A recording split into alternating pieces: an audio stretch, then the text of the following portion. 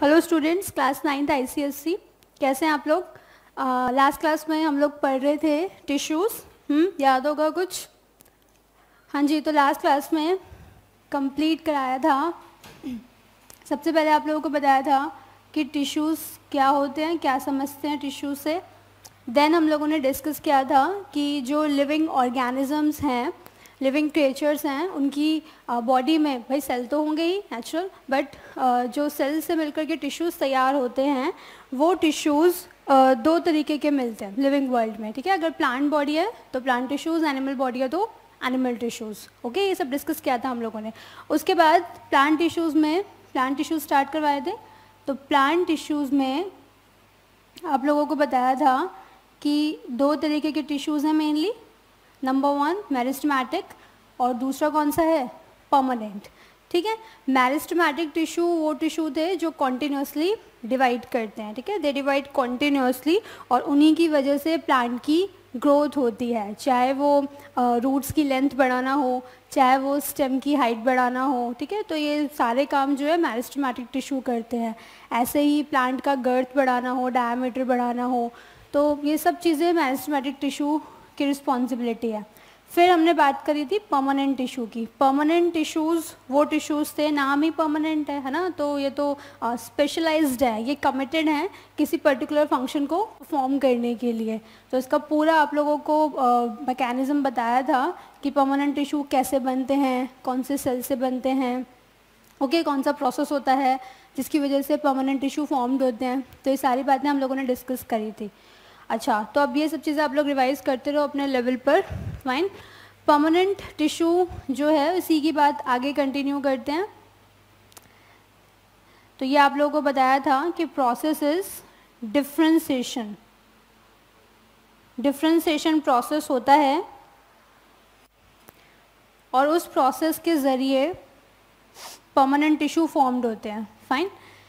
यही permanent tissue दो तरीके के हैं, सिंपल एंड कॉम्प्लेक्स। ऐसा कुछ बताया था लास्ट क्लास में। सिंपल परमानेंट टिश्यू वो टिश्यूज़ हैं जो जिनमें एक ही तरीके की सेल आती है। ठीक है, एक ही तरीके की सेल सिंपल परमानेंट टिश्यू बनाती है। और कॉम्प्लेक्स परमानेंट टिश्यू वो टिश्यू होते हैं जिसमें कई तरीके की सेल आती हैं। ठीक, तो सिंपल की डिस्कशन हमें आज मेनली करनी थी, यही आज हमें पढ़ना था कि सिंपल परमानेंट टिश्यू जो है प्लांट बॉडी में कितने तरीके के होते हैं, क्या होते हैं, क्या क्या उनके फंक्शंस हैं। ठीक है भाई क्लास, तो ये चीज़ें लास्ट क्लास तक डिस्कस हो गई थी। अब आगे की कहानी।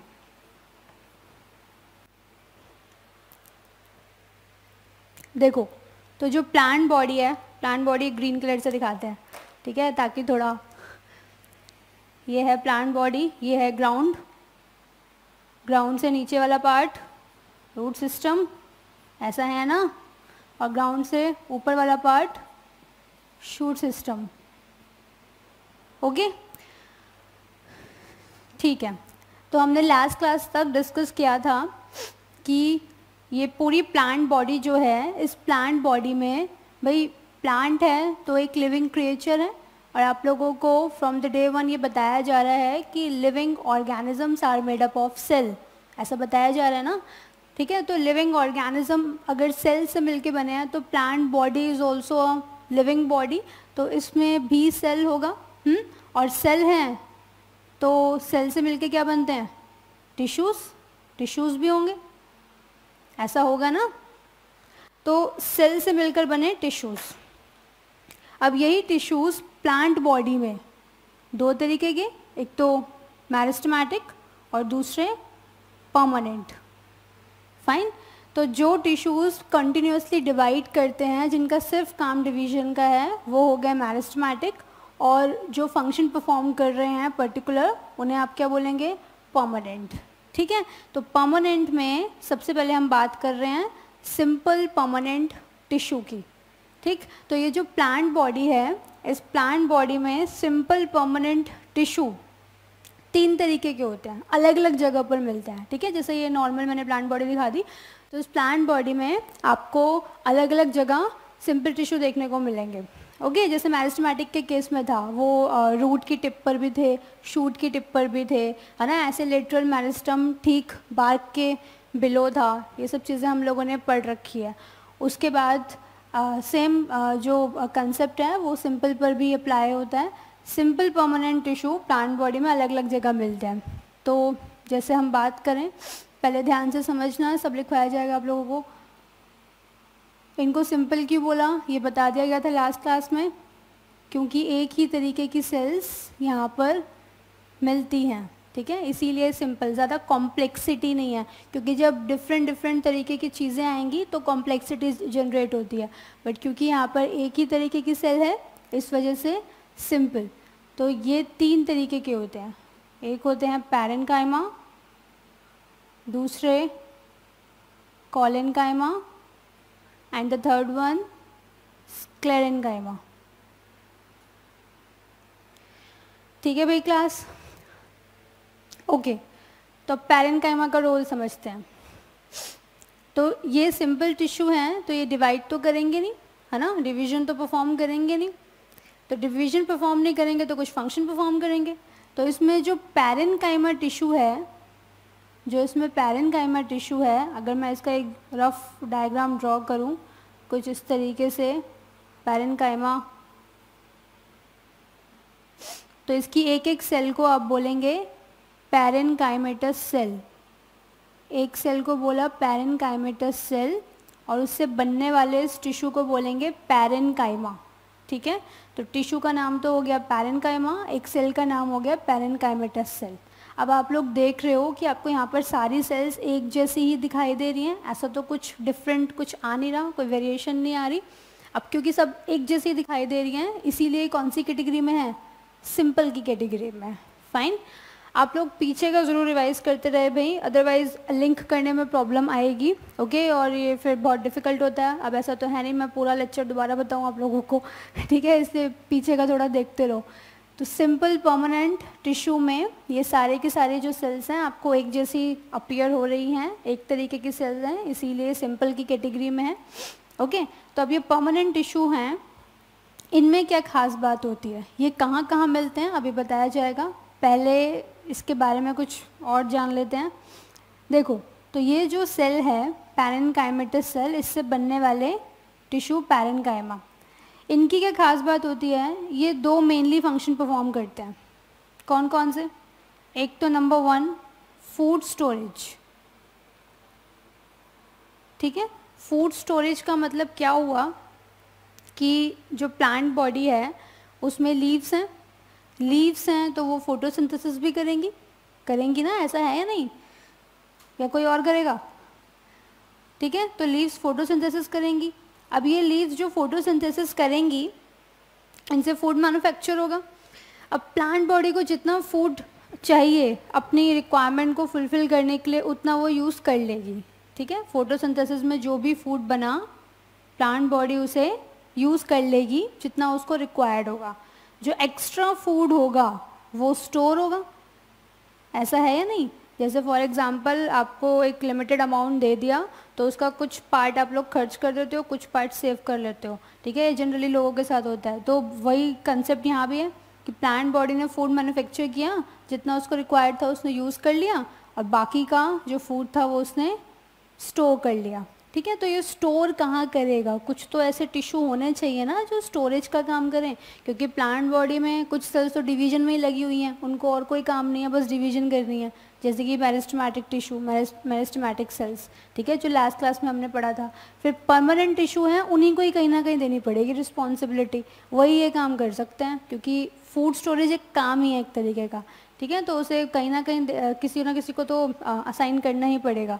तो इसीलिए पैरेन्काइमा जो टिश्यू है, इसका मेन फंक्शन होगा फूड स्टोरेज। एक्स्ट्रा फूड जो है ये उसे स्टोर करता है।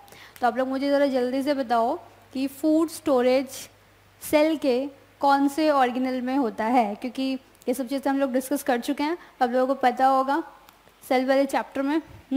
कौन से ऑर्गेनल में होता है, वैक्यूल, ठीक है। तो यानी कि इन पैरेन्काइमेटस सेल के अंदर वैक्यूल बड़ा प्रोमिनेंट होगा। वैक्यूल काफ़ी अच्छी खासी आप बोल सकते हैं अपीयर होगा, क्योंकि उसको क्या स्टोर करना है, फूड स्टोर करना है, ठीक है। तो वैक्यूल वाला पार्ट जो है इन पैरेन्काइमेटस सेल में काफ़ी प्रोमिनेंट होता है। ठीक है भाई क्लास, इतनी बात समझ में आई। तो फूड स्टोरेज वाला पार्ट तो क्लियर हो गया पैरेन्काइमा का, कि प्लांट एक्स्ट्रा फूड कहाँ स्टोर करेगा। दूसरा इसका क्या रोल होता है, ये फोटोसिंथेसिस में भी हेल्प करता है। पैरेन्काइमेटस सेल फोटोसिंथेसिस में भी हेल्प करती हैं। फोटोसिंथेसिस कैसे भाई, फोटोसिंथेसिस अगर कोई सेल कर रही है तो नेचुरल बात है वो लिविंग ही होगी, डेड सेल तो करेगी नहीं, क्योंकि ये भी लास्ट क्लास में बताया था कि डेड सेल जो है वो क्या फंक्शन परफॉर्म करती है, मैकेनिकल स्ट्रेंथ प्रोवाइड कराना, ठीक है, या प्रोटेक्शन प्रोवाइड कराना, ये काम डेड सेल का रिस्पॉन्सिबिलिटी है। तो यहाँ पर फोटोसिंथेसिस जो है ये लिविंग सेल परफॉर्म करेंगे, और पैरेन्काइमा सेल लिविंग ही है, डेड तो है नहीं, ठीक है, ऐसा तो है नहीं यहाँ पर प्रोटोप्लाज्म है ही नहीं। डेड सेल यही तो बताया गया था आप लोगों को, जिसमें प्रोटोप्लाज्म नहीं है। तो यहाँ तो प्रोटोप्लाज्म प्रॉपर है, वैक्यूल भी दिख रहा है, यहाँ साइड में न्यूक्लियस भी दिखेगा, है कि नहीं, सब चीज़ें मिलेंगी। तो ये है तो लिविंग, तो ये प्रोटेक्शन का काम तो देने से रहा, फाइन। तो ये क्या क्या काम करता है, तो बता दिया फूड स्टोरेज, दूसरा ये फोटोसिंथेसिस फंक्शन परफॉर्म करता है। तो फोटोसिंथेसिस अगर ये कर रहा है तो ये आपको लीव्स में भी देखने को मिलेगा, ठीक है, लीव्स में भी आपको पैरेन्काइमा मिल जाएगा, और फूड स्टोरेज के लिए रूट्स में भी मिल जाएगा। फिर तीसरा फंक्शन जो होता है पैरेन्काइमा का, वो होता है फ्लोटिंग में। फ्लोटिंग कैसे, देखिए, जो पैरेन्काइमेटस सेल होती हैं इनमें एयर कैविटीज़ होती हैं, ठीक है, उस एयर कैविटी में एयर फुलफिल्ड होती है। थोड़ा फिजिक्स वगैरह के कॉन्सेप्ट्स लगाओ भाई, ठीक है। तो एयर कैविटी में अगर एयर वगैरह फुलफिल्ड होगी तो उसका वही डेंसिटी वाला पार्ट जो है वो, जैसे density is equals to mass per unit volume ना, ऐसा कुछ है। तो बस वही कंसेप्ट आप लगाइए, उसकी वजह से इसको ओवरऑल ये प्लांट बॉडी को फ्लोट कराने में मदद करता है, ठीक है। तो पैरेन्काइमा जो है इसके ये मेनली रोल्स हैं जो आप लोगों को बताए, कि जो नॉर्मल प्लांट बॉडी है उसमें फंक्शंस परफॉर्म करने का काम परमानेंट टिश्यू का है।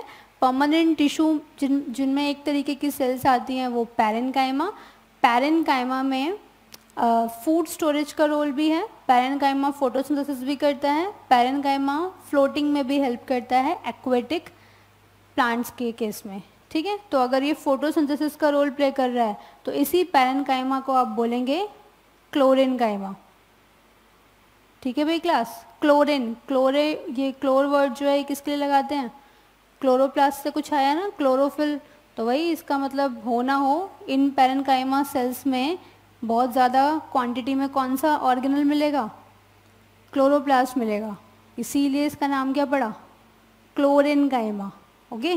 तो वो फोटोसिंथेसिस का रोल प्ले करेंगे। तो ये बातें आप लोगों को बताइए। और दूसरा, फ्लोटिंग में अगर ये हेल्प करता है तो इसी पैरेन्काइमा का नाम चेंज, अब इसको क्या बोलेंगे, एरेन्काइमा। एरेन्काइमा में स्टार्टिंग में AER मतलब वही थोड़ा एयर को ही मॉडिफाई कर दिया।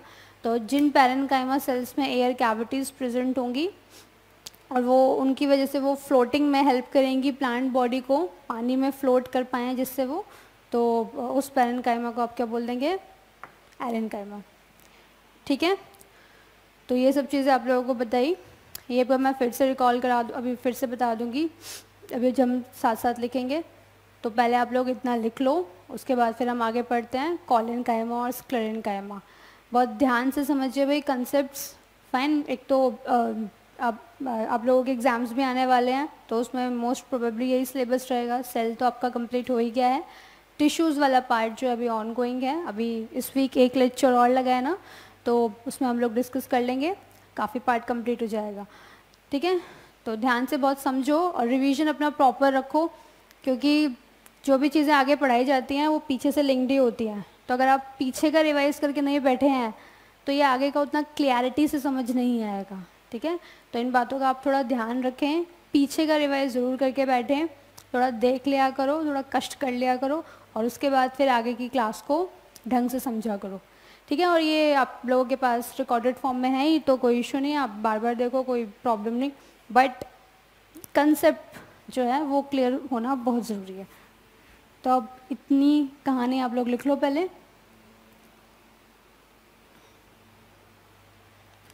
हाँ जी, अगली बड़ी हेडिंग बनाइए, आई थिंक बनवा दी थी, simple permanent tissue, simple permanent tissue. Definition I think मैंने लिखवा दी थी, नहीं लिखवाई तो लिख लो। The tissue which is made up of one type of cells, the tissue which is made up of one type of cell. ठीक है, अब आगे लिखते हैं।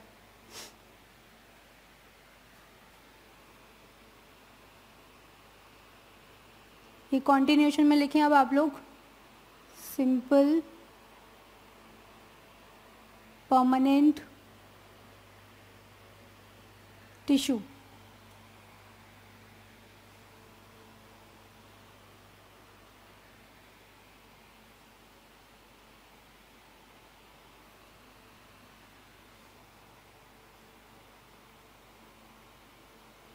पैरेन्काइमा, कॉलेन्काइमा, स्पेलिंग ध्यान से, ठीक है, उसको लिखने में मिस्टेक बिल्कुल ना करें। स्क्लेरेन्काइमा,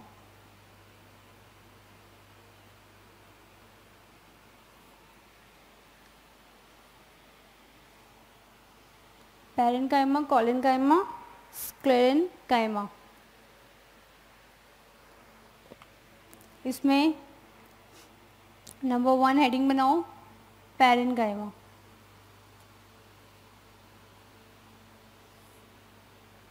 ओके, तो पहले प्लांट बॉडी बनाओ भाई, एक क्रिस्टल क्लैरिटी के लिए बार बार डायग्राम बनाया करो।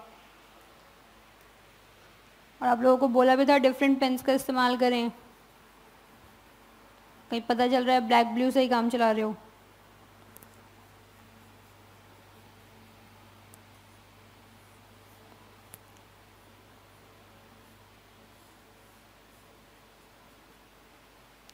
ठीक है, ये हो गई प्लांट बॉडी। इस प्लांट बॉडी में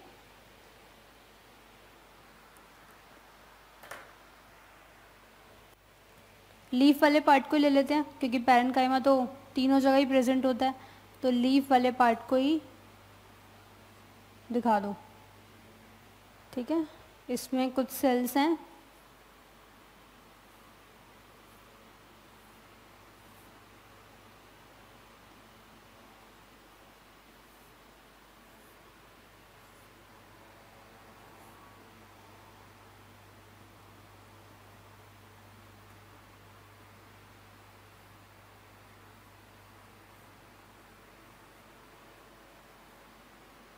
कि क्या दिखाया जा रहा है अंदर।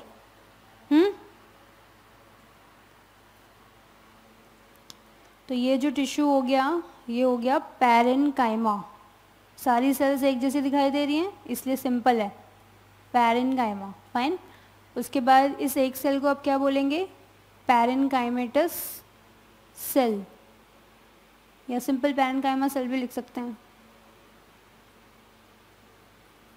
ओके, इसमें आपको इंटरसेलुलर स्पेस भी दिखाई दे रहा है। Intercellular means, inter means between two, ठीक है, तो यहाँ पर दो सेल्स के बीच में, दो सेल्स के बीच में आपको स्पेस देखने को मिल जाएगा ना, तो इसलिए intercellular space is present. Okay, ये हो गया है वैक्यूल, ये हो गई cell wall. CW mean cell wall, ये पूरा लिखेंगे आप लोग, शॉर्टकट नहीं। ओके, ये कंप्लीट करो। इसके बाद नेक्स्ट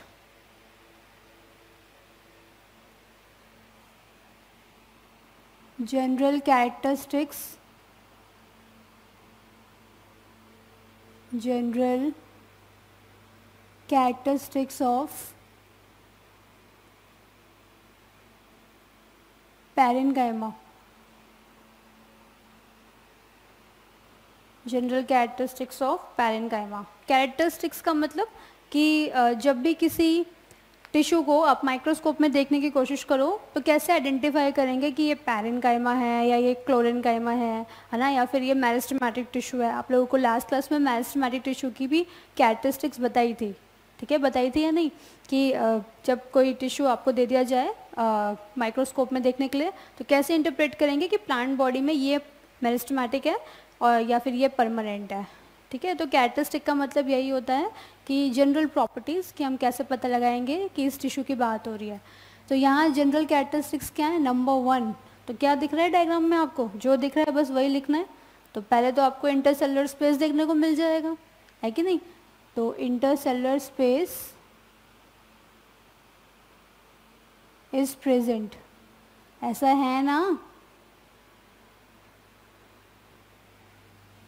सेकंड, और बताओ इसमें क्या देखने को मिल रहा है, सेल वॉल। सेल वॉल आप देख रहे हैं कि यहाँ पे ज़्यादा मोटी सेल वॉल नहीं दिखाई। ठीक है, सेल वॉल किसकी बनी होती है, ये पढ़ाया हुआ है। हाँ, तो सेल वॉल यहाँ पर सेलुलोज की ही है, लेकिन सेल वॉल ज़्यादा मोटी नहीं है, ठीक है, यानी कि thin cell wall, thin cell wall.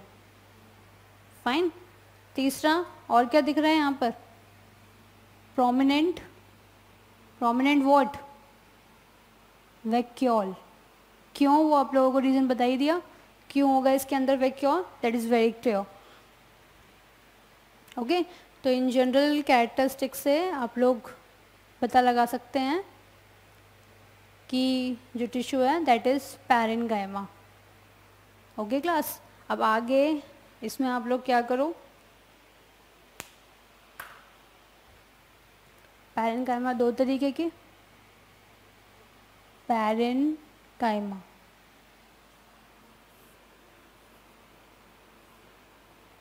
एक तो हो गया क्लोरेन्काइमा, number 1 is क्लोरेन्काइमा and another one is एरेन्काइमा।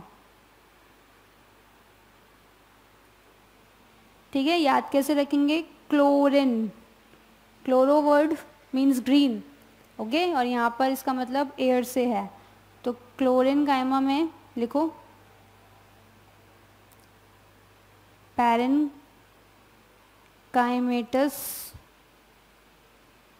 Sales contain, कौन सा ऑर्गेनल, पैरेन्काइमेटस सेल्स कंटेन कौन सा ऑर्गेनल आएगा भाई, क्लोरोप्लास्ट। तो क्लोरोप्लास्ट अगर आ रहा है तो इसका फंक्शन ऑटोमेटिकली क्या हो जाएगा, फोटोसिंथेसिस। तो यहाँ लिख लो parenchymatous cells contain chloroplast constitute मतलब to form, constitute what, क्लोरेन्काइमा।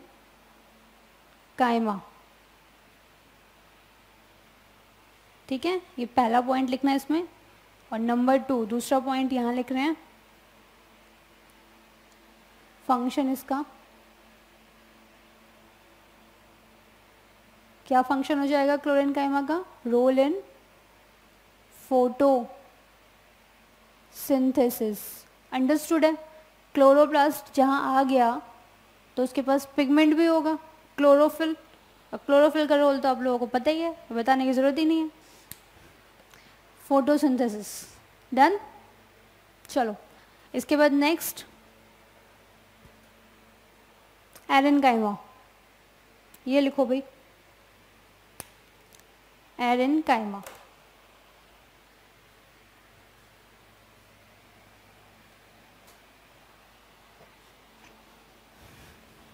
उसी फ्लो चार्ट में नीचे लिखो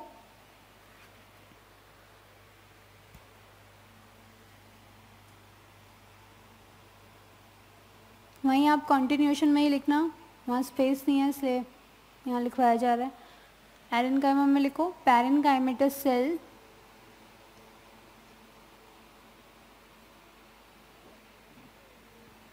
having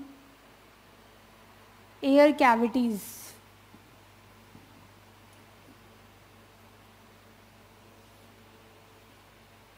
constitute एरेन्काइमा। ठीक है, इसका रोल क्या है, प्रोवाइड्स बायंसी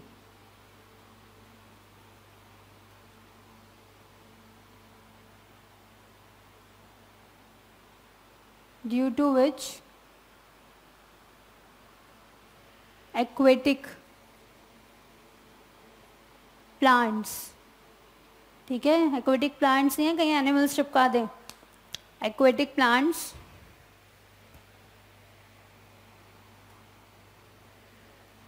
कैन फ्लोट। तो मेन वर्ड यहाँ आ जाएगा बायंसी। तो एयर कैविटीज़ की वजह से बायंसी प्रोवाइड हो जाती है, जिसकी वजह से एक्वेटिक प्लांट्स फ्लोट कर पाते हैं।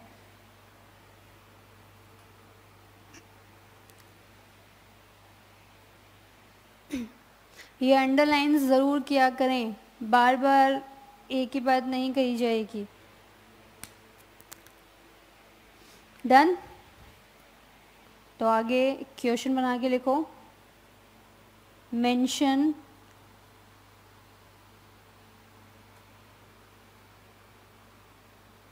टू रोल्स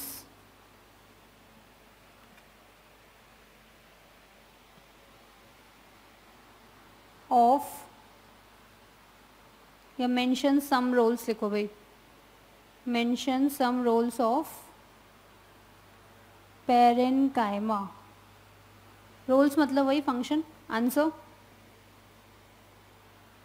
आंसर लिखेंगे, बता ही दो आप लोग आंसर, अब तो बता ही देंगे कौन कौन से रोल्स। नंबर 1 एक तो फूड स्टोरेज,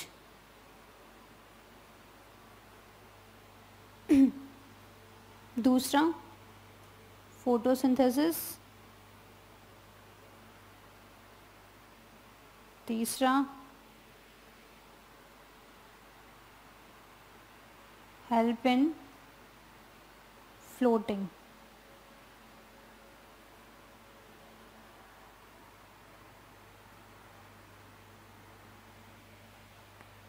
ओके क्लास, इसमें मेन रोल फूड स्टोरेज है, तो आप लोग देख ही रहे हो। फिर अब पैरेनकाइमा की लोकेशन बताना इजी है। प्लांट बॉडी में, इतनी बड़ी प्लांट बॉडी में पैरेनकाइमा फिर कहाँ कहाँ प्रेजेंट होता होगा। जब फोटोसिंथेसिस कर रहा है तो लीव्स में होगा, है ना। फूड स्टोरेज कर रहा है तो रूट्स में होगा, है ना। स्टेम में भी ये पैरेनकाइमा मिलता है। तो इस तरीके से ये रूट, स्टेम और लीव्स तीनों जगह मिलता है। तो आगे इसमें लिख लो last, location in plant body, location in plant body found in, कौन फाउंड इन, किसकी बात हो रही है यहाँ पे, parenchyma. Found in roots comma stem comma leaves. ठीक है भाई, ये हो गया डन। कंप्लीट करिए इसको।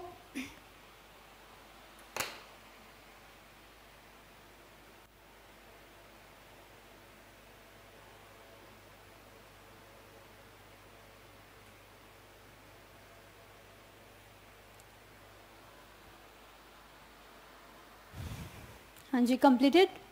चलो अब नेक्स्ट, इसके बाद अगला टिश्यू कौन सा है, कॉलेनकाइमा। तो आप लोग देख रहे हो कि एक नॉर्मल प्लांट बॉडी है, उस प्लांट बॉडी में सारा सेटअप लगाया हुआ है सर्वाइवल के लिए, जीवन आगे चलाने के लिए। अगर सेल्स डैमेज हो रही हैं तो नई सेल्स मेरिस्टेमेटिक दे देगा। किसी सेल के फंक्शन में कुछ कमी आ रही है तो भी नई सेल्स उसके प्लेस पर मेरिस्टेमेटिक दे देगा। फंक्शन परफॉर्म करने के लिए परमानेंट टिश्यू बैठी हुई है ना। उसमें से पैरेनकाइमा पढ़ लिया आप लोगों ने कि उसका फोटोसिंथेसिस में भी रोल है, फूड स्टोरेज में भी रोल है। तो अलग अलग फंक्शन परफॉर्म करने के लिए प्लांट बॉडी में different different arrangement already set हैं। ठीक है, नेक्स्ट कॉलेनकाइमा, पहले समझते हैं उसके बाद लिखेंगे।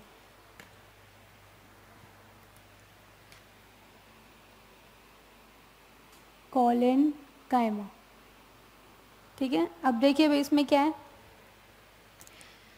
कॉलेनकाइमा प्लांट बॉडी में, अभी कुछ भी मत लिखना,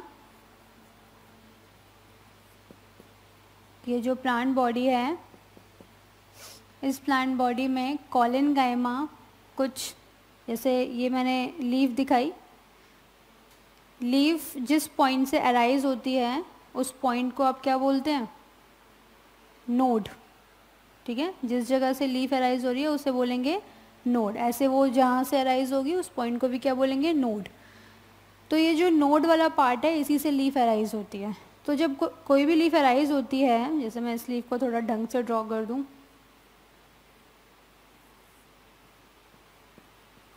तो कोई भी लीफ जब अराइज होती है तो ये वाला जो पार्ट होता है उसका, जहाँ से वो अटैच है, उसको बोला जाता है लीफ स्टॉक। ठीक, आप लोगों ने देखा होगा कि ये जो पार्ट होता है ये बड़ा फ्लेक्सिबल होता है, क्योंकि अगर ये रिजिड होगा, अकड़ कर रहेगा, तो ज़रा सी हवा चली, आगे क्या होना है पता ही है। ठीक है, ऐसे तो बहुत जल्दी जल्दी प्लांट के पार्ट्स झड़ने लग जाएंगे, है ना। और अगर ऐसे प्लांट बॉडी के पार्ट्स झड़ने लग गए तो उसके सर्वाइवल पर क्वेश्चन मार्क उठेगा, है ना, वो सर्वाइव नहीं कर पाएगा। तो इसीलिए कहीं कहीं फ्लेक्सिबिलिटी भी चाहिए होती है, आप हर जगह रिजिड नहीं रह सकते। तो उसी कंडीशन में यहाँ पर भी सेम केस है। तो यहाँ जो प्लांट बॉडी है उसके कुछ कुछ पार्ट्स में आपको कुछ फ्लेक्सिबिलिटी देखने को मिलेगी, है ना। तो यहाँ जो लीफ है, लीफ का स्टॉक वाला पार्ट है, ये एक फ्लेक्सिबल पार्ट रहता है, और जो उसे फ्लेक्सिबिलिटी प्रोवाइड कराए वो टिश्यू कौन सा होगा? कॉलेनकाइमा। मेरी बात समझ में आई आप लोगों को? तो कॉलेनकाइमा जो है, इसका प्राइमरली रोल कहाँ पर होता है? नंबर 1, एक तो ये फ्लेक्सिबिलिटी देता है। ठीक, प्लांट बॉडी में कुछ जगहों पर ये फ्लेक्सिबिलिटी जनरेट करता है, जिससे एक फ्लेक्सिबल नेचर के ज़रिए प्लांट अपना सर्वाइवल कर सके और अपने पार्ट्स को, अपने जो भी प्लांट बॉडी के पार्ट्स हैं उनको बचा सके। अदरवाइज़ आप खुद समझदार हैं, आप लोग देखते हो कि बाहर कितनी हार्श कंडीशंस हैं, प्लांट को बहुत कुछ टॉलरेट करना है, तो उस कंडीशन में भी वो रिजिडिटी दिखाएगा, तो फिर आगे क्या काम हो जाना है उसके साथ। तो फ्लेक्सिबिलिटी प्रोवाइड कराने का काम कॉलेनकाइमा का है। सेकेंडली, जो कॉलेनकाइमा है ये मैकेनिकल स्ट्रेंथ भी देता है। ठीक, आप लोग अच्छे से जानते हैं, पढ़ चुके हैं, पिछली क्लास में बहुत रोशनी डाली थी कि मैकेनिकल स्ट्रेंथ, प्रोटेक्शन, सपोर्ट, ये फंक्शन परफॉर्म करने का काम डेड टिश्यू का ही होता है। ठीक, लिविंग टिश्यू नहीं करते। पैरेनकाइमा इसलिए मैकेनिकल स्ट्रेंथ प्रोवाइड नहीं करा रहा था क्योंकि वो कैसा टिश्यू था? लिविंग टिश्यू था। फाइन, कॉलेनकाइमा भी लिविंग टिश्यू है। ठीक, इसे बिल्कुल भी डेड टिश्यू मत समझना। क्यों लिविंग टिश्यू है? क्योंकि इसकी सेल्स में आपको न्यूक्लियस भी देखने को मिलेगा, आपको साइटोप्लाज्म भी देखने को मिलेगा, मतलब इन ऑल अगर देखा बोला जाए कि प्रोटोप्लाज्म आपको मिल जाएगा। तो जिस भी सेल में प्रोटोप्लाज्म मिले वो सेल होगी लिविंग, ये बताया जा चुका है। और वो सेल जिसमें प्रोटोप्लाज्म है ही नहीं, मतलब ना न्यूक्लियस है ना साइटोप्लाज्म है, सिर्फ एक रिजिड सी बाउंड्री यानी कि सेल वॉल बैठी हुई है और कुछ है ही नहीं, तो सेल वॉल वैसे ही हार्ड पार्ट है, और बस हार्ड पार्ट तो क्या प्रोवाइड कराएगा? प्रोटेक्शन ही दे सकता है। तो इसलिए डेड पार्ट आप उसको बोल देंगे, डेड टिश्यू आप बोल देंगे। तो डेड सेल वो सेल हो जाएगी जिसमें सिर्फ सेल वॉल प्रेजेंट है और कुछ नहीं है। और लिविंग टिश्यू और लिविंग सेल वो हो जाएगी जिसमें न्यूक्लियस भी है, साइटोप्लाज्म भी है, मतलब प्रोटोप्लाज्म प्रेजेंट है। ठीक है, तो यहाँ पर कॉलेनकाइमा डेड नहीं है, कॉलेनकाइमा लिविंग ही है, यानी कि उसमें न्यूक्लियस भी है, उसमें साइटोप्लाज्म भी है, प्रोटोप्लाज्म है मतलब। ओके, तो कॉलेनकाइमा लिविंग होने के बाद भी क्या प्रोवाइड करा रहा है? Mechanical strength. तो यहाँ मैकेनिकल स्ट्रेंथ का मतलब, अंदरूनी मजबूती का मतलब फ्लेक्सिबिलिटी से ही है। ठीक है, आप वैसे मत समझना कि इसको बहुत हार्ड होना है, वुडी पार्ट की तरह बहुत ज़्यादा, क्योंकि एक्सट्रीम बाहर का टेम्परेचर और बहुत कुछ फेस करना है, ऐसा नहीं है। यहाँ मैकेनिकल स्ट्रेंथ, अंदरूनी ताकत जो है वो फ्लेक्सिबिलिटी की सेंस में है। ठीक है क्लास, तो ये कॉलेनकाइमा का आपको केस बताया। तो प्लांट बॉडी में ये फ्लेक्सिबिलिटी या मैकेनिकल स्ट्रेंथ जनरेट करने का काम करता है, और स्ट्रेंथ अगर दे रहा है तो हो ना हो सेल वॉल में कुछ ना कुछ काम तो हो रहा होगा। ठीक है, क्योंकि आप लोग जानते हैं स्ट्रेंथ जहाँ भी वर्ड आया मतलब कोई ठोस चीज़ की बात तो हो ही रही होगी, और इसीलिए वो सॉलिड जो पार्ट है वो कौन सा होता है सेल में, प्लांट सेल में? सेल वॉल ही होता है। दिखता है, ऐसा है ना। तो इसीलिए अगर कॉलेनकाइमा की बात करी जाए तो यहाँ पर ये कॉलेनकाइमा दिखाया, ठीक। इसमें ये जो सेल वॉल है ये तो वैक्यूल हो गया। ये सेल वॉल जो होती है, ये मैंने जो सेल वॉल दिखाई, इसमें कॉर्नर्स पर काफ़ी थिकनिंग होती है। वही सपोर्ट देना है जिस चीज़ को, उसका मजबूत होना बहुत ज़रूरी है। वो खुद मजबूत होगी तभी तो सपोर्ट प्रोवाइड कराएगी। अब खुद ही कमज़ोर है तो क्या सपोर्ट प्रोवाइड कराएगी। तो ये जो थिकनिंग कॉर्नर्स पर ये सेल वॉल मोटी हो जाती है ताकि ओवरऑल टिश्यू को एक सपोर्ट मिल सके। बात समझ में आ रही है? ये स्ट्रक्चर इसीलिए कुछ इस तरीके का होता है ताकि ओवरऑल टिश्यू को एक सपोर्ट प्रोवाइड हो जाए, और ये खुद अगर ओवरऑल मजबूत हो गया तो प्लांट को तो फ्लेक्सिबिलिटी दे ही देगा। फाइन। तो कॉलेनकाइमा कुछ इस तरीके का रोल प्ले करता है, फ्लेक्सिबिलिटी जनरेट करने का काम करता है, ठीक है। चलो अब नेक्स्ट इसके बाद आता है स्क्लेरेनकाइमा। अगेन प्लांट बॉडी को देखो, पैरेनकाइमा की लोकेशन तो क्लियर है, प्लांट में कहाँ कहाँ प्रेजेंट है, रूट में प्रेजेंट है, लीव्स में प्रेजेंट है, स्टेम में प्रेजेंट है ना। पूरा सेटअप लगाया हुआ है प्लांट ने। सेम कॉलेनकाइमा फ्लेक्सिबिलिटी देने वाला टिश्यू है, लिविंग टिश्यू ही है, लेकिन देखो फिर भी मैकेनिकल स्ट्रेंथ दे रहा है। फिर तीसरा जो आ जाता है वो आता है स्क्लेरेनकाइमा। स्क्लेरेन वर्ड लगाते हैं हार्ड के लिए, ओके। तो ये थोड़ा हार्ड टिश्यू है।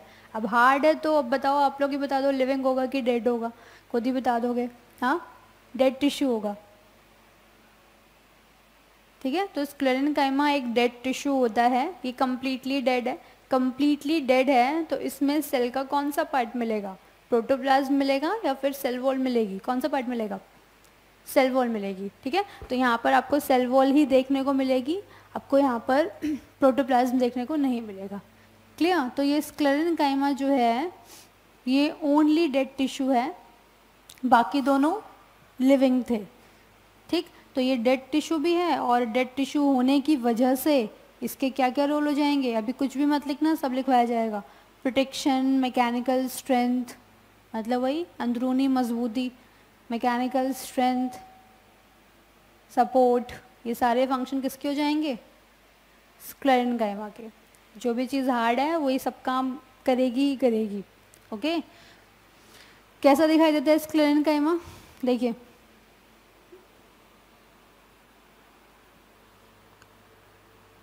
एक होते हैं स्क्लेरेनकाइमा, दो तरीके का होता है।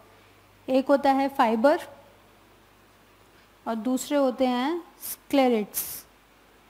ध्यान से समझना भाई क्लास। तो फाइबर समझते हैं पहले। देखो, फाइबर जो हैं ये थोड़े एलोंगेटेड होते हैं। एलोंगेटेड समझते हैं ना?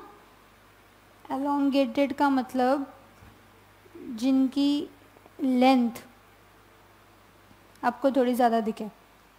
तो यहाँ देखो, ये मैंने दिखा दिया फाइबर।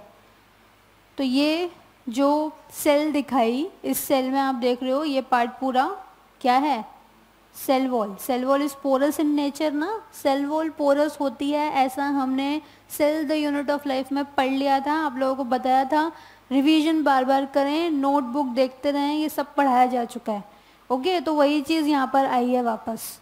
तो सेल वॉल पोरस है तो पोरस सेल वॉल दिखा दी, और स्क्लेरेनकाइमा की एक सेल दिखा दी। ये एक सेल है, ऐसी कई सारी सेल्स मिल जाएंगी तो कौन सा टिश्यू फॉर्म हो जाएगा?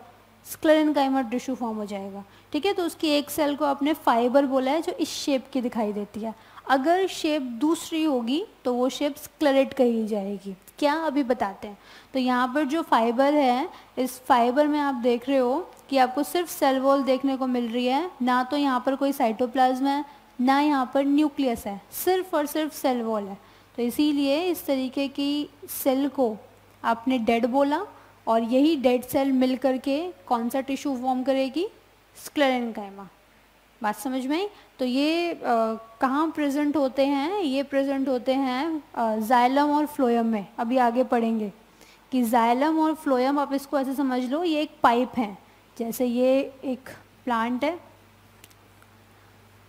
ठीक है। तो ये जो प्लांट है इसमें यहाँ पर पाइप्स हैं बीच में, तो वो पाइप क्या कर रहे हैं, यहाँ से वाटर को लेकर जा रहे हैं ऊपर, और यहाँ से जो लीव्स हैं वो जो फूड बना रही हैं उसे लेकर आ रहे हैं नीचे। तो इन पाइप्स को मजबूती तो चाहिए ना, अगर ये डैमेज वैमेज हो गया तो फिर तो काम हो गया। तो वो सपोर्ट देने का काम, वो स्ट्रेंथ प्रोवाइड कराने का काम कौन करेगा, फाइबर। ठीक है, तो इन पाइप्स में ही, इन पाइप्स की कॉम्पोजिशन में ही कौन से टिश्यू प्रेजेंट होते हैं, स्क्लेरेनकाइमा प्रेजेंट होते हैं। तो ये स्क्लेरेनकाइमा उन पाइप्स को एक मैकेनिकल स्ट्रेंथ प्रोवाइड कराते हैं। क्लियर हो गया यहाँ तक, इनका फंक्शन किस तरीके से लिंक हो रहा है। और दूसरा स्क्लेरेट्स जो होते हैं उनकी शेप ऐसे नहीं होती, वो कुछ इस तरीके से दिखाई देते हैं, और उनकी सेल वॉल अच्छी खासी मोटी होती है। ये मतलब इसका आप कई मैनीफोल्ड आप ले लो, बहुत ज़्यादा मोटी होती है। तो ये जो अंदर वाला पार्ट है, ये जो अंदर वाला पार्ट है ये वाला, ये बहुत कम हो जाता है। ठीक है, क्योंकि मैक्सिमम पार्ट कौन ऑक्यूपाई कर लेता है, सेल वॉल। तो ये स्क्लेरेट्स आपको कहाँ देखने को मिलेंगे, प्रोटेक्शन तो देंगे ही, लेकिन मिलेंगे कहाँ पर, ये आपको मिलेंगे स्टोन मतलब सीड कोट वाले एरिया में।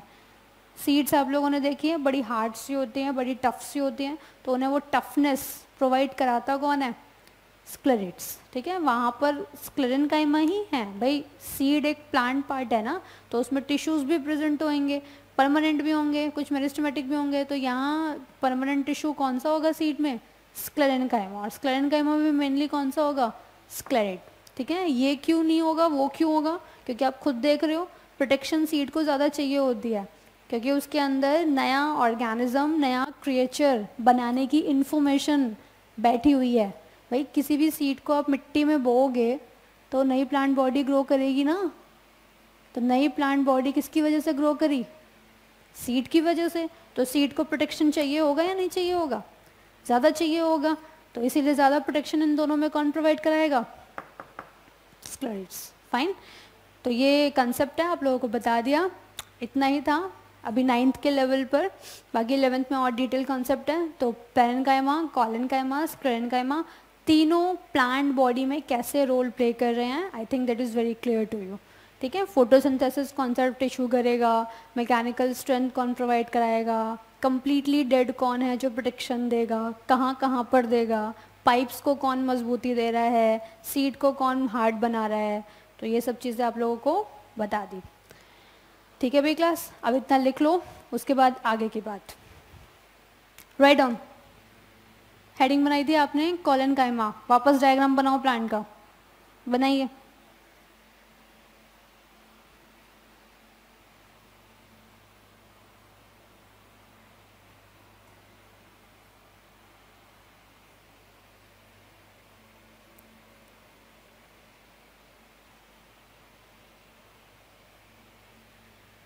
बन गया, सेम वहाँ दिखाओ, नोड लिखो।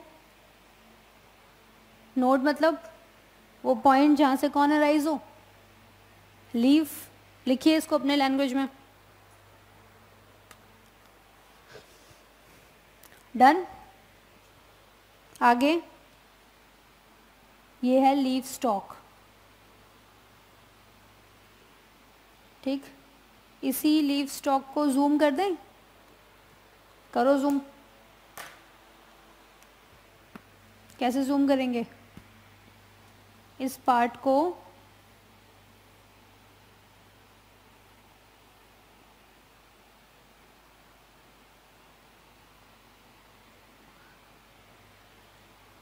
डायग्राम बना लो यहाँ पर।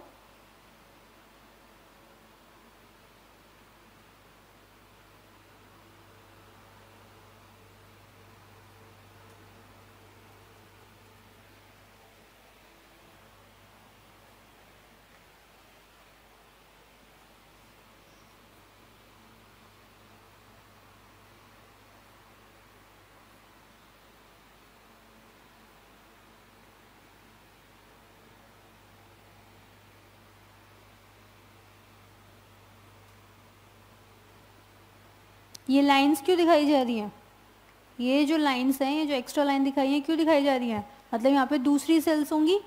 ठीक है, अब इतनी सारी सेल्स तो नहीं दिखानी, आप लोगों के पास एक्स्ट्रा टाइम है, बिल्कुल दिखाइए, बट ज़रूरत नहीं है। यहाँ बीच में ये क्या दिखाया जा रहा है? फाइन। न्यूक्लियस भी दिखाओ। बिना न्यूक्लियस के कैसे? साइड में प्रेजेंट होगा, साइड में प्रेजेंट होगा ही, क्योंकि वैक्यूल ने मैक्सिमम स्पेस ऑक्यूपाई कर लिया। और यहाँ पर आप लोग इनकी सेल वॉल, भाई ये जो सेल वॉल है ध्यान से देखो एक बार बोर्ड पर, यहाँ पर ये जो सेल वॉल है रेड से जो दिखाई है बाउंड्री, ये सेल वॉल, इसका कॉर्नर यही तो होगा। इस कॉर्नर को आप थिकन करेंगे। फाइन, क्यों वो आप लोगों को रीज़न बता दिया। इसे थिकन ज़रूर कर देना और डिफरेंट पेन्स का इस्तेमाल करें।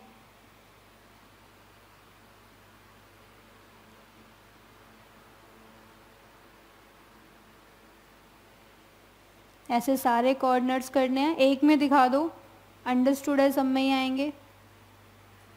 ऐसे यहाँ पर भी सब जगह, ठीक है।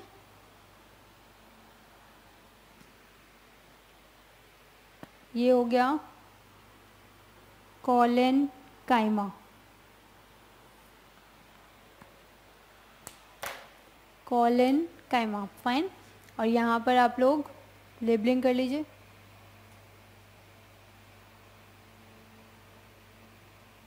thickened cell wall at corners, ठीक है। ये हो गया न्यूक्लियस, ये हो गया वैक्यूल, साइटोप्लाज्म भी दिखा देना डॉट्स फॉर्म में, साइटोप्लाज्म।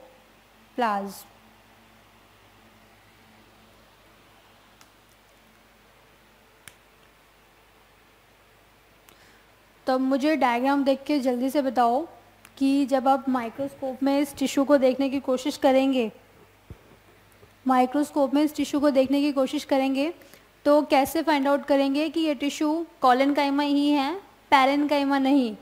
कैसे पता लगाएंगे? अब तो बता ही देंगे। क्या पेक्यूलियर दिख रहा है जो पैरेन काइमा में नहीं था? एक तो वहाँ पर इंटरसेलुलर स्पेस था, यहाँ है नहीं। देख रहे हो ना, दो सेल्स के बीच में कहाँ स्पेस दिख रहा है? ये बाउंड्री आ गई ना बीच में अच्छी खासी, सेल वॉल है ना, वो तो वहाँ भी थी लेकिन एक स्पेस जनरेट हो रहा था, यहाँ वो जनरेट नहीं हो रहा। दूसरा, और कैसे पता लगाएंगे?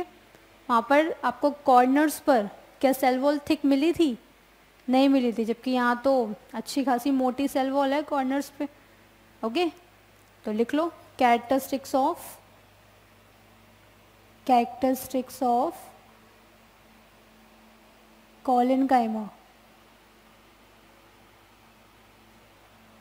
कैरेक्टरिस्टिक्स ऑफ कॉलन काइमा, इसमें number 1 intercellular space is absent. Second, cell wall is thickened at corners. Fine. तीसरा नहीं, थर्ड पॉइंट नहीं, अलग से आप लोग लिखो रोल या फंक्शन। फंक्शन क्या है कॉलन काइमा का? Only living tissue, mind the word, यहाँ क्या लिखा जा रहा है? Only living tissue which provide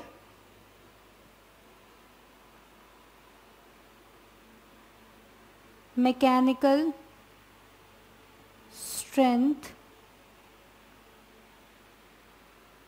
bracket में flexibility.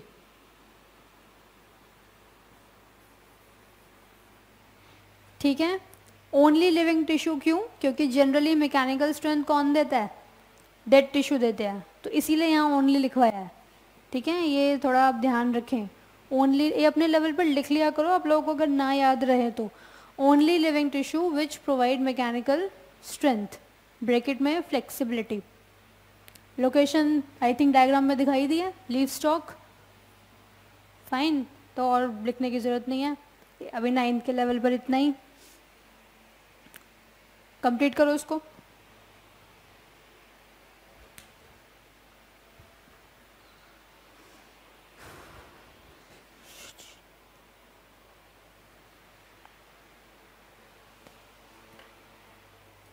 Done? So this was all about collenchyma. अब next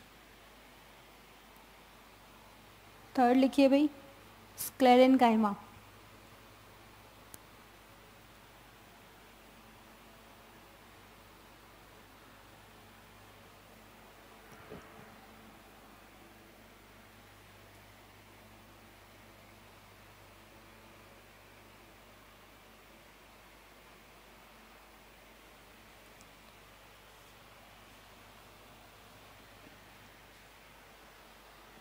थर्ड लिखेंगे इसके बाद स्क्लेरेनकाइमा। नंबरिंग आप लोग देख लिया करो, पीछे से कौन सी चल रही थी, अल्फ़ाबेटिकल वाली बनवाई थी तो ऐसे देख लो, रोमन्स वाली बनवाई थी वो देख लो, ठीक है। मुझे ध्यान नहीं है मैंने कौन सी बनवाई थी, तो आप लोगों के पास लिखा होगा नोटबुक में, आप लोग उस लेवल पर कर लो। स्क्लेरेनकाइमा, इसमें स्क्लेरेन मतलब हार्ड, ओके। स्टार्टिंग का जो ये वर्ड आया, रट्टा नहीं मारना है, क्या आपको मीनिंग्स पता होने चाहिए। वैसे भी मैक्सिमम वर्ड्स आप लोगों को बताए गए हैं ग्रीक और लैटिन से ही लिए गए हैं। आई थिंक फर्स्ट जो चैप्टर था इंट्रोड्यूसिंग बायोलॉजी, उसमें बताया गया था आप लोगों को, तो ग्रीक और लैटिन के जो वर्ड्स हैं उनके कुछ मीनिंग्स रहते हैं, इसीलिए ध्यान रखा करो, इन्हें रटा मत करो, एज इट इज़ आपको मीनिंग पता होना चाहिए। इसमें देखिए भाई आगे क्या लिखवाया जाए स्क्लेरेनकाइमा में, इसमें लिखो सबसे पहले तो डेड टिश्यू, दूसरा फंक्शन, ये आपको स्क्लेरेनकाइमा में लिखना है, ठीक है। डायग्राम बनाने की ज़रूरत नहीं है, साइड वाला डायरेक्ट लिखो। Provide, provide what, support mechanical strength, protection,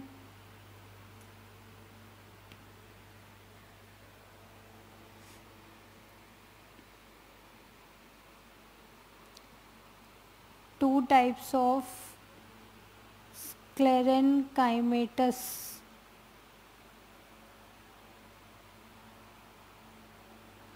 to types of sclerenchymatous cell, दो तरीके की होती हैं, क्योंकि उन्हीं सेल की वजह से कौन सा टिश्यू बनेगा, स्क्लेरेनकाइमा।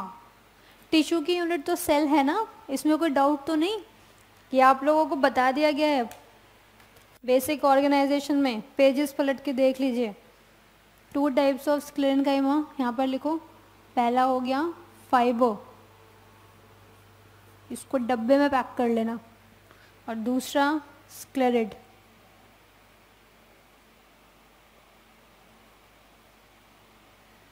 ठीक है। फाइबर का डायग्राम बना लो।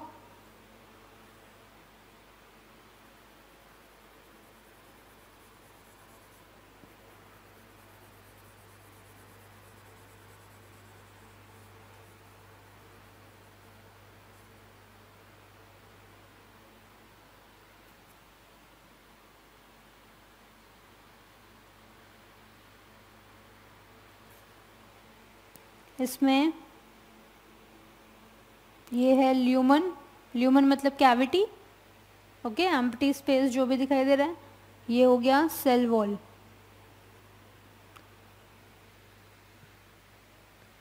अच्छा यहाँ आप लोग एक पॉइंट और ऐड करिए प्लीज़, ये इंपॉर्टेंट है। इसकी जो सेल वॉल है ये तो क्लियर है, डेड टिश्यू है, मैं ब्रैकेट में लिख लो फिर भूल जाएंगे आप लोग। हैविंग ओनली सेल वॉल, सिर्फ सेल वॉल मिलती है डेड टिश्यू में, क्लियर। ये सब लिखवा दिया गया है बट मैंने फिर से लिखवा दिया। और यहाँ पर आप लोग लिखो cell wall is made up of mainly lignin. Mind the word, यहाँ मेनली लिखवाया है, ठीक है, LIGNIN, लिग्निन। लिग्निन बड़ा टफ कंपाउंड होता है, तो इसीलिए टफनेस के लिए तो कुछ ऐसा ही चाहिए। सेलुलोज उतनी स्ट्रेंथ नहीं दे पाएगा, ये उससे भी ज़्यादा हार्ड कंपोनेंट है, इसीलिए तो लिग्निन जितना ज़्यादा होगा स्ट्रेंथ, मतलब सेल वॉल उतनी मजबूत होगी तो वो उतनी स्ट्रेंथ भी प्रोवाइड कराएगी। तो यहाँ पर आप लोग लिख लो सेल वॉल ब्रैकेट में made up of lignin,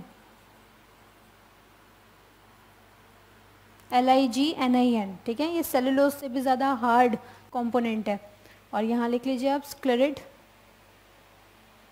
diagram बनाइए पहले।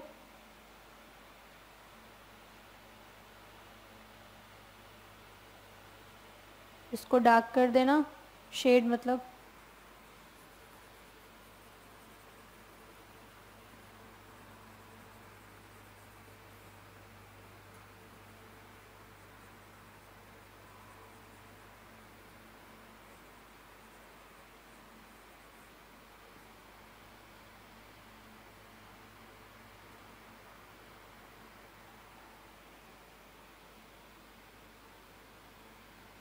ठीक है क्लास, तो ये हो गया स्क्लेरेट। इसमें है नैरो ल्यूमन।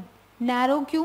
क्योंकि एज कंपेयर टू फाइबर, आप लोग देख रहे हो इसकी ल्यूमन तो बहुत ही पतली है, लेकिन क्या मोटी है? Cell wall.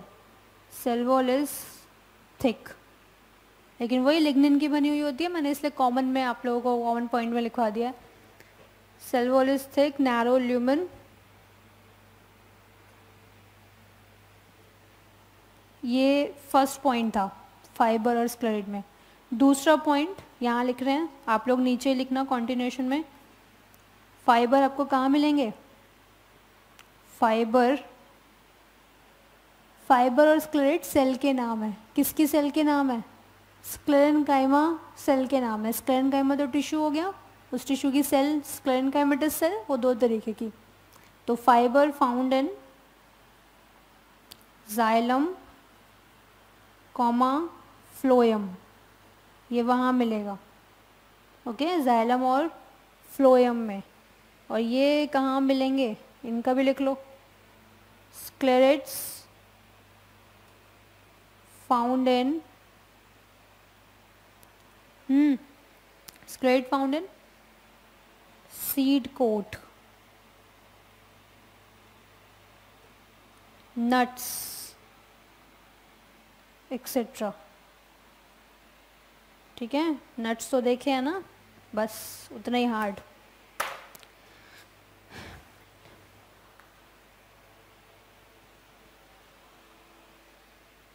कंप्लीटेड।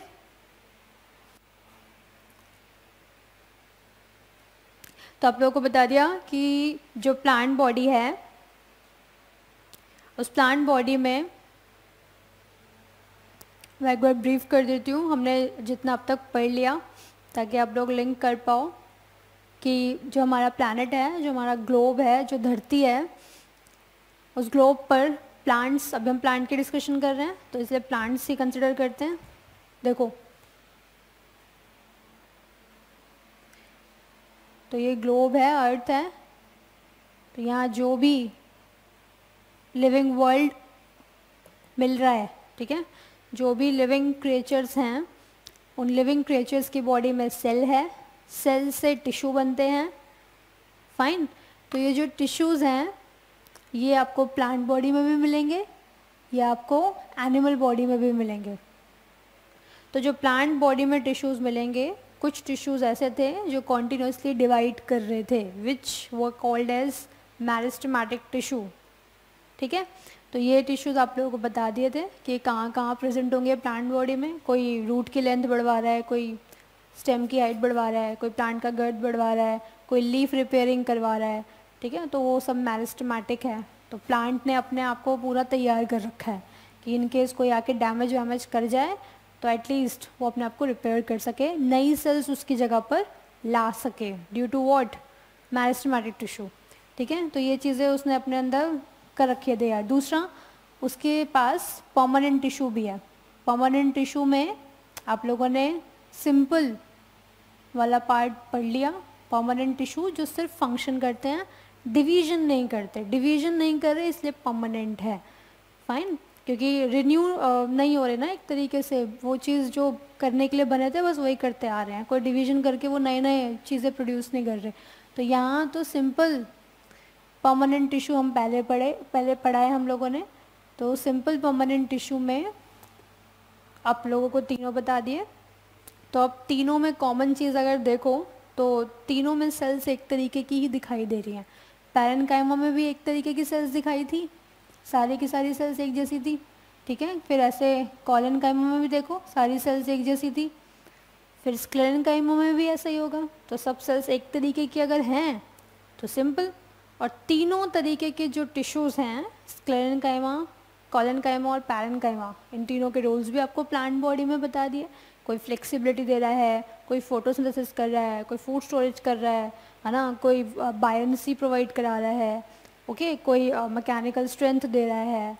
तो इतने सारे फंक्शन परफॉर्म करने के लिए डिफरेंट डिफरेंट टिश्यूज़ प्रेजेंट है।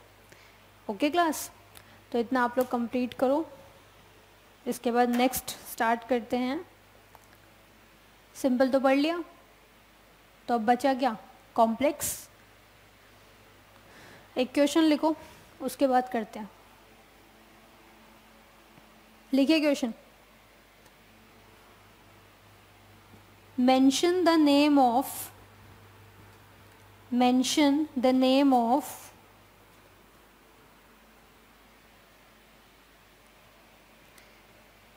a living tissue. Mention the name of a living tissue which provides. Mention the name of living tissue which provides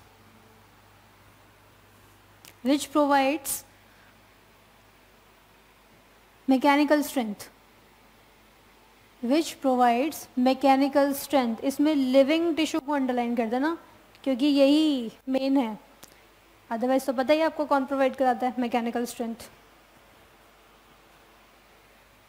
तो लिविंग टिश्यू में answer बता दीजिए, पता ही है।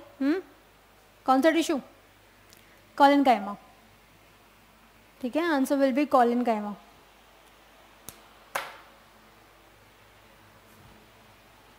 अब एक क्वेश्चन ले लो, होमवर्क करना आप लोग उसको, वो होमवर्क है, और होमवर्क मीन्स वेरी इंपॉर्टेंट, ठीक है। पहले ही बता दिया आप लोगों को टेस्ट में क्या आने वाला है। ओके, तो ये क्वेश्चन तो पक्का आएगा, वो किस फॉर्म में आएगा वो मेरे ऊपर है, आएगा ज़रूर। डिफरेंशिएट बिटवीन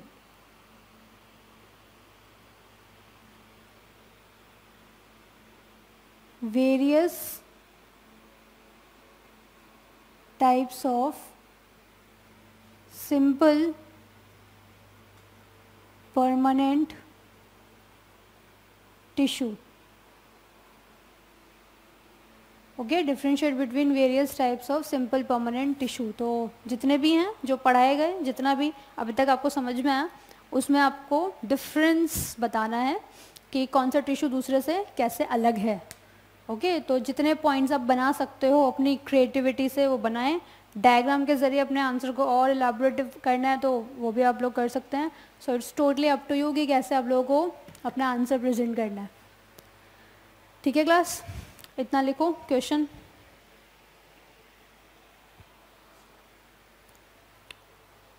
इसके बाद नेक्स्ट अगली हेडिंग बनाइए, नंबर 2,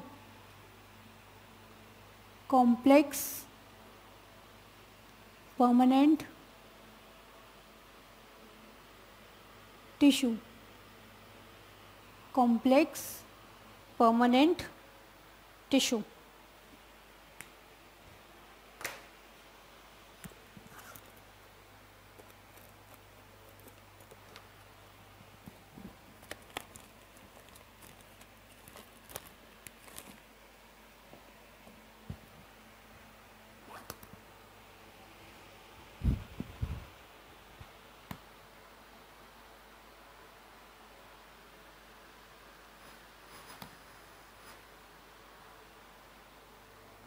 हाँ जी, क्लास डन।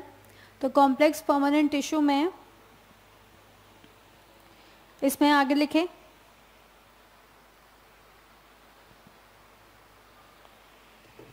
हाँ जी, कॉम्प्लेक्स परमानेंट टिश्यू में आगे लिखिए। ये आप लोगों को बता दिया गया था कि कॉम्प्लेक्स परमानेंट टिश्यू क्या है।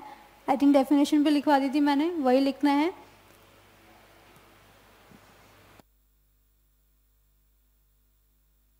एक बार, हाँ जी, तो कॉम्प्लेक्स परमानेंट टिश्यू में डेफिनेशन कंप्लीट करिए। The tissue which is made up of, the tissue which is made up of different types of cell, the tissue which is made up of different types of cells, comma डाल के लिखिए, called complex permanent tissue, complex permanent tissue। Done. तो इसमें आप लोगों को पढ़ना है जाइलम एंड फ्लोएम। ठीक है, तो आज की क्लास के लिए तो टाइम हो गया है। ये सब डिस्कशन हम लोग अगली क्लास में करेंगे। इस वीक आप लोगों की एक क्लास और है, इतना आप लोग ज़रूर रिवाइज करिए। ओके क्लास, और होमवर्क ज़रूर करना। Fine, thank you, bye bye.